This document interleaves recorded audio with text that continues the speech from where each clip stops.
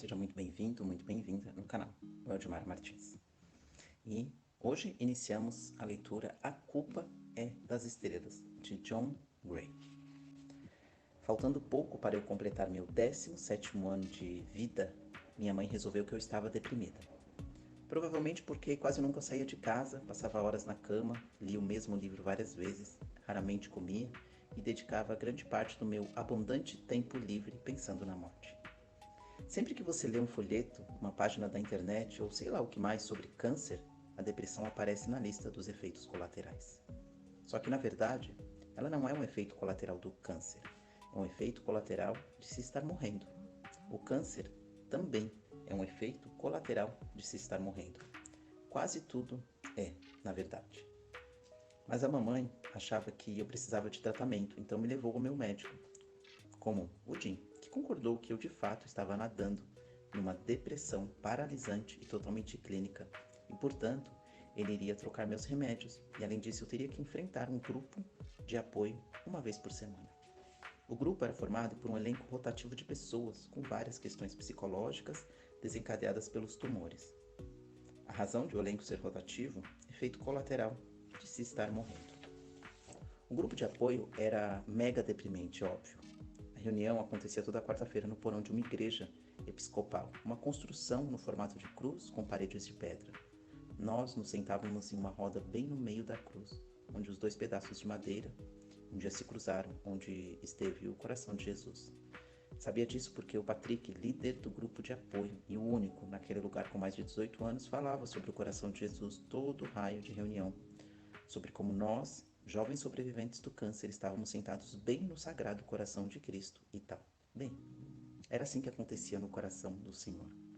Os 6 ou 7 ou 10 de nós chegávamos lá a pé, de cadeira de rodas, comíamos um pouco daqueles biscoitos velhos com limonada, sentávamos na roda da esperança e ouvíamos o Patrick contar pela milésima vez a história ultra deprimente e super infeliz da sua vida, sobre ter tido câncer nas bolas e acharem que ele ia morrer, mas não morreu, e ali estava, já adulto, no porão de uma igreja, na 137 cidade mais linda dos Estados Unidos, divorciado, viciado em videogames, quase sem amigos, levando uma vida sem graça, explorando seu fantástico passado com câncer, ralando para terminar um mestrado que não vai melhorar sua perspectiva de progresso na carreira e esperando, como todos nós, que a espada de Damocles traga para ele o alívio do qual escapou muitos anos atrás, quando o câncer levou seus testículos e lhe deixou algo que só a alma mais generosa poderia chamar de vida.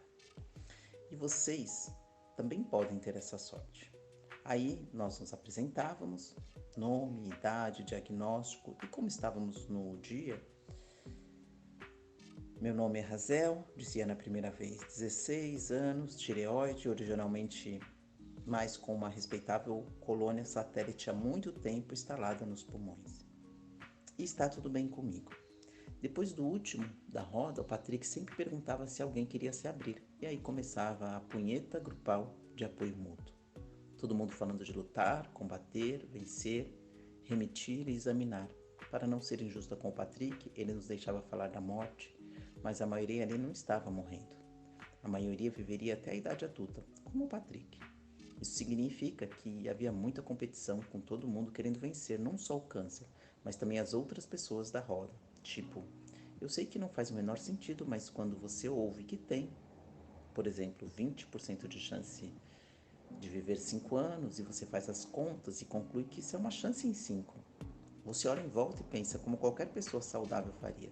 Eu preciso durar mais que 4 desses desgraçados. A única coisa que salvava no grupo de apoio era um menino chamado Isaac, um magrelo, de rosto comprido, com cabelos louros e lisos que cobriam de seus olhos. E seu problema eram os olhos. Ele teve um tipo inacreditavelmente improvável de câncer ocular. Um olho foi extraído quando ele era pequeno e agora o Isaac usava um par de óculos fundo de garrafa que fazia os olhos, tanto o de verdade quanto o de vidro, parecerem sobrenaturalmente grandes, como se a cabeça inteira fosse basicamente o globo ocular de mentira e o de verdade olhando para você.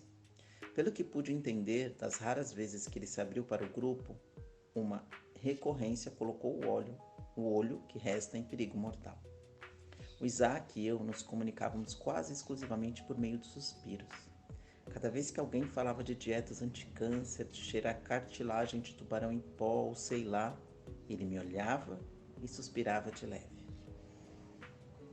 Eu balançava a cabeça em um movimento microscópico e dava um suspiro de resposta. Então o grupo de apoio deu o que tinha que dar, e depois de algumas semanas eu passei a surtar quando tocavam no assunto. Na verdade, na quarta-feira em que conheci o Augustus Waters, eu tinha feito de tudo para me livrar da ida à sessão de grupo, enquanto estava sentado no sofá com a mamãe, no meio da terceira parte da maratona de 12 horas da temporada anterior de American Next Top Model, que, confesso, já tinha visto mais, mesmo assim. Eu me recuso a ir ao grupo de apoio. Mamãe, um dos sintomas de depressão é a falta de interesse em participar de atividades. Por favor, mãe, deixa eu ficar vendo American Next Top Model. Isso é uma atividade. Mamãe, televisão é passividade. Pô, mãe, por favor. Mamãe, Hazel, você já é adolescente, não é mais criancinha. Precisa fazer amigos, sair de casa, viver sua vida. Se você quer que eu haja como adolescente, não me mande para o grupo de apoio. Compre uma carteira de identidade falsa para mim e aí eu vou sair à noite, beber vodka e tomar baseado. Mamãe, para início de conversa não se toma baseado. Viu? Esse é o tipo de coisa que eu saberia se você comprasse uma carteira de identidade falsa para mim. Mamãe, você vai para o grupo de apoio. Saco. Mamãe, Hazel, você merece uma vida. Aquilo me fez calar a boca, mas não tendo conseguido entender o que a ida ao grupo de apoio tinha a ver com a definição de vida. De qualquer jeito, eu concordei em ir, depois de negociar o direito de gravar o episódio e meio do American Next Top Model, que eu ia perder. E ao grupo de apoio pelo mesmo motivo que uma vez deixei enfermeiras com 1 ano e meio de faculdade me envenenarem com substâncias químicas de nomes exóticos. Queria fazer meus pais felizes. Só tem uma coisa pior nesse mundo que bater as botas aos 16 anos por causa de um câncer. Ter um filho que bate as botas por causa de um câncer. Mamãe parou na entrada de carro circular atrás da igreja às 4h56. Fingi que estava ajeitando o cilindro de oxigênio por um segundo só para ganhar algum tempo. Quer que eu carregue até lá dentro? Não, está tudo bem, respondi. O cilindro verde só pesava uns quilos e eu tinha um carrinho de aço para transportá-lo. Aquilo me fornecia 2 litros de oxigênio por minuto atrás de uma cânula, um tubo transparente que se dividia bem embaixo do meu pescoço. Passava por trás das orelhas e se juntava de novo nas narinas. A geringonça era necessária porque os meus pulmões faziam um péssimo trabalho como pulmões. Eu te amo, ela disse enquanto eu saltava do carro. Eu também, mãe. Vejo você às 6. Faça amigos, ela gritou pela janela abaixada enquanto eu me distanciava. Não quis usar o elevador porque isso é o tipo de coisa que você faz nos seus últimos dias no grupo de apoio. Então eu fui de escada. Peguei um biscoito, coloquei um pouco de limonada num copo descartável e me virei. Um garoto olhava fixamente para mim. Eu tinha quase certeza de nunca ter visto aquele cara na vida. Alto e magro, mas musculoso, e ele fazia a cadeira de plástico.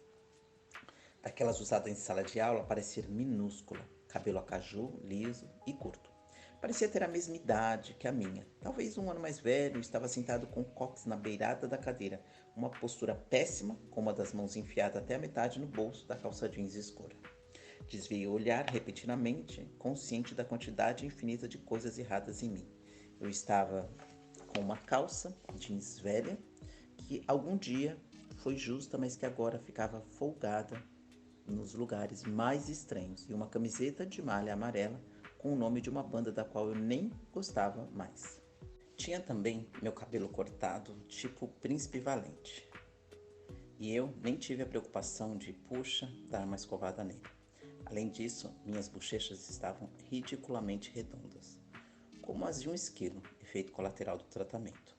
Eu era uma pessoa de proporções normais, com um balão no lugar da cabeça. Isso sem falar do inchaço nos tornozelos. Mesmo assim, dei uma espiada rápida e os olhos dele ainda estavam grudados em mim. Foi então que entendi o verdadeiro sentido de aquilo ser chamado de contato visual. Andei até a roda e me sentei ao lado do Isaac, as duas cadeiras do garoto. Olhei de novo rapidamente, ele ainda me observava. Na boa, vou logo dizendo, ele era um gato. Se um cara que não é gato encara você sem parar, isso é, na melhor das hipóteses, esquisito. E na pior, algum tipo de assédio. Mas se é um cara gato, na boa. Peguei meu celular e apertei uma tecla para ver as horas. Os lugares na roda foram ocupados por azarados de 12 a 18 anos, e então o Patrick deu início aos trabalhos com a prece da serenidade. Senhor, dê-me serenidade para aceitar as coisas que não posso modificar, coragem para modificar as que posso e sabedoria para reconhecer a diferença entre elas. O garoto ainda estava me encarando, senti meu rosto ficar vermelho. Por fim, resolvi que a melhor estratégia seria também olhar fixamente para ele. Afinal de contas, os garotos não detêm o monopólio da atividade encaradora. Foquei nele enquanto Patrick explicava pela milésima vez sua ausência de bolas e etc. E aquilo logo virou um jogo do sério. Depois de um tempo, o garoto sorriu e até que enfim desviou os olhos azuis. Quando me olhou de novo, arquei as sobrancelhas como quem está dizendo: ganhei. Ele deu de ombros. O Patrick prosseguiu e enfim, a hora das apresentações chegou. Isaac, talvez você queira ser o primeiro hoje. Sei que está enfrentando um grande desafio no momento. O Isaac disse. Meu nome é Isaac, tenho 17 anos. Parece que vou precisar ser operado em 2 semanas. Depois, vou ficar cego. Não estou reclamando nem nada, porque sei que poderia ser pior, como no caso de alguns aqui. Mas quer dizer, ficar cego é tipo uma droga. Ter uma namorada me ajuda, além de amigos como o Augustus. Ele balançou a cabeça na direção do garoto, que agora tinha nome. Pois é, continuou. Ele estava olhando para as mãos, os dedos cruzados, parecendo o topo de uma tenda indígena. Não há nada que se possa fazer para mudar isso. Estamos do seu lado, Isaac. O Patrick falou. Vamos lá, pessoal. Digam para o Isaac ouvir. E então, todos nós, em uníssono, dissemos. Estamos do seu lado, Isaac. O Michael foi o próximo. Ele tinha 12 anos. Sofria de leucemia. Desde que se entendia por gente. E estava bem. Pelo menos foi o que disse. Ele desceu de elevador. A Lida tinha 16 anos e era bonita o suficiente para ser alvo do olhar do cara gato. Era frequentadora assídua das reuniões, estava em um longo período de remissão de um câncer de apêndice que nem eu sabia que existia. Ela disse, como em todas as outras vezes que eu fui às sessões do grupo, que se sentia forte e o que para mim, com aquela chuvinha de oxigênio fazendo cosquinhas no nariz, era o mesmo que tirar onda. Outros 5 falaram antes do cara gato. Ele deu um sorrisinho quando chegou sua vez. A voz era baixa, aveludada e super sensual. Meu nome é Augustus Waters, disse. Tenho 17 anos, tive uma pitada de osteosarcoma 1 ano e meio atrás, mas só estou aqui hoje porque o Isaac pediu. E como está se sentindo? Patrick perguntou. Ah, maravilha, Augusto Waters deu um sorrisinho. Estou numa montanha russa, que só vai para cima, amigão. Quando chegou minha vez, eu disse, meu nome é Razel, tenho 16 anos, tireoide com metástase nos pulmões, estou bem. A hora passou rápido, lutas foram recontadas, batalhas ganhadas em guerras que com certeza seriam perdidas. A esperança virou tábua de salvação. Famílias foram celebradas e recriminadas. Foi consenso que os amigos não entendiam nada. Lágrimas foram compartilhadas e consolo oferecido. Nem eu, nem o Augustus Waters tinha soltado uma palavra até que o Patrick disse. Augustus, talvez você queira falar de seus medos para o grupo. Meus medos? Eu tenho medo de ser esquecido, disse ele. Bate pronto. Tenho medo disso como um cego tem medo de escuro. Calma aí, disse Isaac, abrindo um sorriso. Estou sendo insensível? Perguntou Augustus. Eu posso ser bem cego quando o assunto são o sentimento das outras pessoas. O Isaac estava rindo, mas o Patrick levantou um dedo, repreendendo. Por favor, Augustus, voltemos a você e às suas questões. Disse que tem medo de ser esquecido? Respondeu Augustus. O Patrick pareceu meio perdido.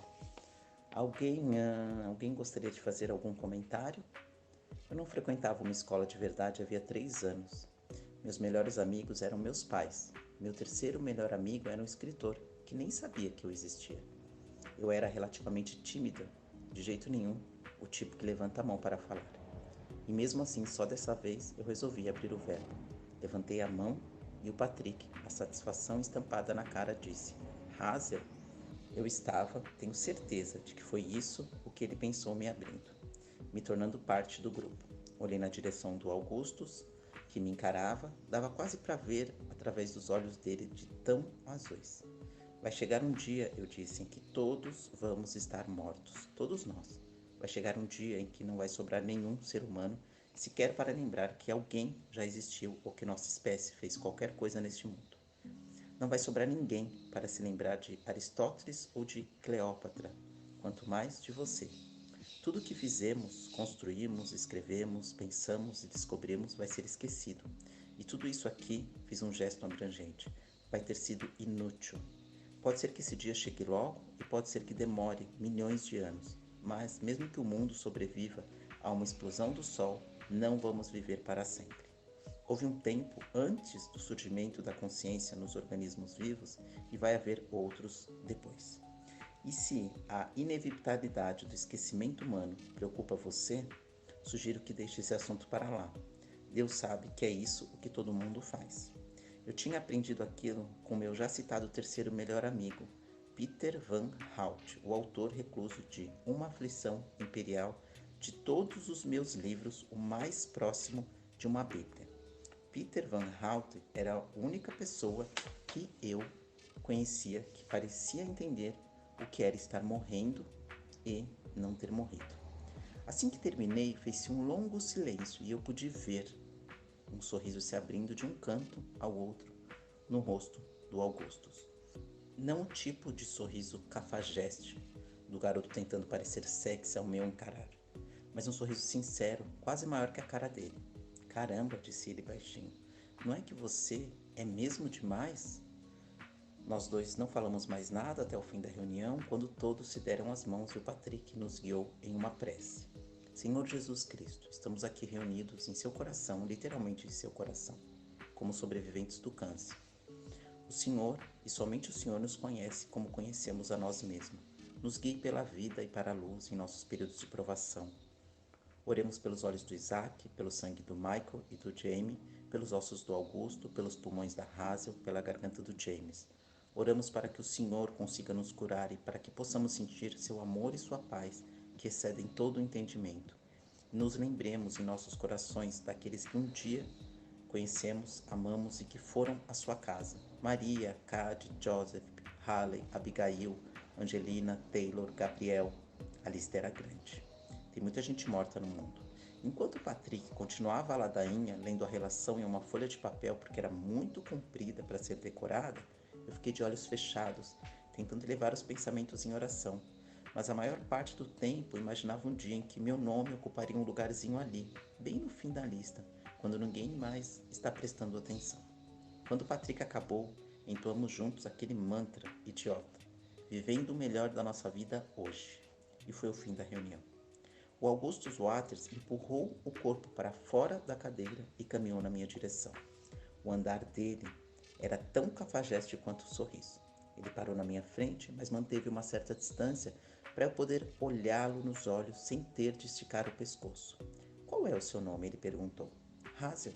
Não, o nome completo. Ah, Hazel Grace Lancaster. Ele ia dizendo alguma coisa quando Isaac se aproximou. Só um instante, falou, levantando um dedo e virou-se para o Isaac. Isso foi pior do que você tinha dito, na verdade. Eu disse que era um tédio. Por que você se dá o trabalho de vir aqui? Sei lá, meio que ajuda. O Augustus inclinou o corpo, achando que assim eu não conseguiria ouvir. Ela vem sempre? Não deu para escutar o comentário do Isaac, mas o Augusto respondeu, quer saber? Ele pegou Isaac pelos ombros e deu meio passo para trás. Conte a Hazel da ida ao médico. O Isaac apoiou uma das mãos na mesa de biscoitos e virou o olho enorme para mim. Tá, é que eu fui ao médico hoje de manhã e estava falando para o meu cirurgião que eu preferia ser surdo a ser cego. E ele disse, não é assim que as coisas funcionam. Aí eu falei tipo, eu sei que não é assim, Só estou dizendo que preferiria ser surdo a ser cego se pudesse escolher. Mas sei que não posso. E ele, bem, a boa notícia é que você não vai ficar surdo. Eu disse obrigado por esclarecer que meu câncer no olho não vai me deixar surdo. É muita sorte minha ter um gênio como você me operando. Ele é mesmo um gênio, falei. Vou tentar arrumar um câncer qualquer no olho para poder conhecer este cara. Boa sorte. Então tá, já vou indo. A Mônica está me esperando. Preciso olhar bastante para ela enquanto posso. Couteiro surge amanhã? O Augusto perguntou. Com certeza. O Isaac deu meia volta e subiu as escadas correndo, pulando os degraus de dois em dois. Augustus Water se virou para mim, literalmente. Literalmente? Perguntei. Estamos literalmente no coração de Jesus. Achei que estivéssemos no porão de uma igreja, mas estamos literalmente no coração de Jesus. Alguém deveria contar isso para Jesus, falei. Quer dizer, deve ser perigoso ficar aguardando crianças com câncer no coração. Eu mesmo poderia contar, o Augusto falou, mas para minha infelicidade estou literalmente enterrado no coração dele, então ele não vai conseguir me ouvir. Eu ri, o Augusto balançou a cabeça me olhando. O que foi? Perguntei. Nada, ele respondeu. Por que você está olhando para mim desse jeito? Ele deu um sorrisinho. Porque você é bonita. Eu gosto de olhar para as pessoas bonitas e faz algum tempo que resolvi não me negar os prazeres mais simples da existência humana. Um silêncio constrangedor se seguiu, mas o Augusto quebrou o gelo. Quer dizer, principalmente porque, como você deliciosamente observou, tudo isso vai acabar em total esquecimento e tal. Eu meio que engasguei, ou suspirei, ou soltei o ar de um jeito que pareceu quase uma tosse e disse: Eu não sou bonito. Você é tipo uma Natalie Portman milenar. Tipo a Nat Portman em V de Vingança. Não vi esse filme, falei. Sério? Ele perguntou. Garota linda, de cabelo curto, rejeita a autoridade e não consegue resistir a um cara que ela sabe que vai ser um problema. É sua autobiografia, pelo menos até aqui, pelo que posso ver. Cada sílaba que saía da boca dele flertava comigo. Ok, ele meio que me deixava excitado. Eu nem sabia que garotos podiam me deixar excitado, pelo menos não, tipo na vida real. Uma menina mais nova passou por nós. E aí, Alisa, tudo bem? Ele perguntou. Ela sorriu e balbuciou. Oi, Augustus. Gente do Memorial, ele explicou. Memorial era o grande hospital de pesquisas. Qual você frequenta? O hospital pediátrico, respondi, meu tom de voz mais baixo do que eu pretendia. Ele fez que sim com a cabeça. A conversa parecia ter chegado ao fim. Bem, falei mexendo a cabeça vagamente na direção dos degraus que levava para fora do coração literal de Jesus. Inclinei o carrinho do oxigênio para apoiá-lo nas rodinhas e comecei a andar. O Augustus foi mancando ao meu lado. Então a gente se vê na próxima, talvez. Perguntei. Você deveria assistir, ele falou. Ao V de Vingança, quero dizer. Tá, vou ver se acho para assistir. Não, comigo, na minha casa, ele disse. Agora, parei de andar. Eu mal conheço você, Augustus Waters. Você pode muito bem ser o assassino do machado. Ele concordou. Tem toda a razão, Hazel Grace. E passou por mim os ombros, dando forma à camisa polo verde, as costas retas, os passos da direita um pouco mais marcantes enquanto andava firme e confiante, apoiado no que eu determinei ser uma prótese. Às vezes, o osteosarcoma leva um dos membros só para dar uma sondada em você. Depois, se gostar, leva o restante. Eu o segui escada acima, devagar, ficando para trás. Degraus são o forte dos meus pulmões. Aí fomos do coração de Jesus até o estacionamento, o frescor da brisa da primavera na medida certa, a luz do fim de tarde divina em sua nocividade. Mamãe não tinha chegado ainda, o que era estranho, porque ela quase sempre estava lá, esperando por mim.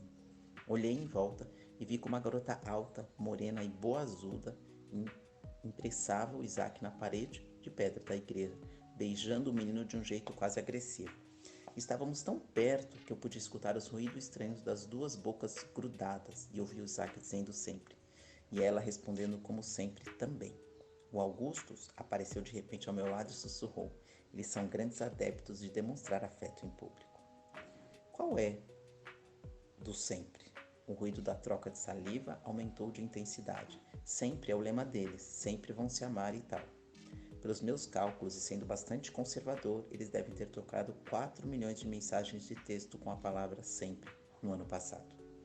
Mais 2 carros chegaram, levando embora o Michael e a Lisa. Aí sobramos só o Augusto e eu, observando Isaac e a Mônica, que continuavam frenéticos como se não estivessem encostados na parede de um local de oração. Ele pôs a mão no peito dela, por cima da blusa, e apalpou o mamilo, a mão imóvel enquanto os dedos se mexiam. Fiquei me perguntando se aquilo seria gostoso. Não parecia, mas eu resolvi perdoar o Isaac, levando em conta o fato de que ele estava para ficar cego. Os sentidos devem aproveitar enquanto ainda há apetite. E tá, imagine a última ida de carro até o hospital. Falei baixinho. A última vez que você vai dirigir um carro. Se me olhar, o Augusto disse, você está atrapalhando a minha vibe aqui, Hazel Grace. Estou tentando observar o amor adolescente em sua esplendorosa estranheza. Acho que ele está machucando o peito dela, comentei. É difícil saber ao certo se ele está tentando excitar a menina ou fazer um exame de mama. Aí o Augusto colocou a mão no bolso e tirou de lá, por incrível que pareça, um maço de cigarros. Levantou a tampa da caixinha e colocou um cigarro na boca. Isso é sério? Perguntei. Você acha isso legal? Ai meu Deus, você acabou de estragar a coisa toda. Que coisa toda? Ele perguntou virando para mim. O cigarro pendia apagado da boca, do canto que não sorria. A coisa toda em que um garoto que não é pouco atraente ou pouco inteligente ou aparentemente de alguma forma pouco tolerável me encara e chama minha atenção para utilizações incorretas da literalidade e me compara a atrizes e me convida para ver um filme na casa dele. Mas é claro que sempre tem uma armadilha. E a sua é que, ai meu Deus, mesmo você tendo tido um raio de um câncer, ainda dá dinheiro para uma empresa em troca da chance de ter mais câncer. Ai meu Deus. Deixa eu só dizer para você como é não conseguir respirar. É um inferno. Totalmente decepcionante, totalmente. Uma amartia? Ele perguntou, o cigarro ainda na boca. Aquilo deixa sua mandíbula contraída, e a linha da mandíbula dele, infelizmente, era tudo. Uma falta trágica, expliquei dando as costas para ele. Dei um passo na direção do meio-fio, deixando o Augustus Waters para trás, e foi então que eu vi um carro dando a partida. Mais adiante na rua, era a mamãe.